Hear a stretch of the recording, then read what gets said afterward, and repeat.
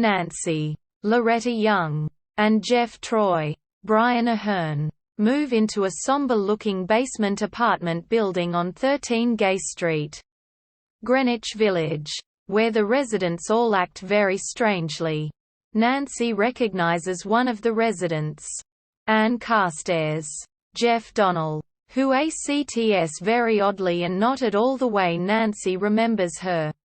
While eating in a restaurant, Nancy overhears a man, later identified as Louis Kaufman, talking on the telephone telling someone to meet him in the basement apartment.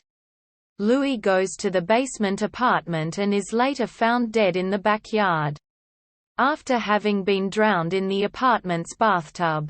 Jeff recognizes the basement apartment as a former speakeasy and that the monster, the housekeeper, was afraid of is a turtle called Old Hickory. Jeff and Nancy figure out that all the residents were being blackmailed by a man named Andrew Brule, who used to be a private investigator. Brule made all the blackmail victims live in one building to keep an eye on them. Jeff and Nancy figure out that Brule killed Kaufman, and that Brule is someone who lives in the building.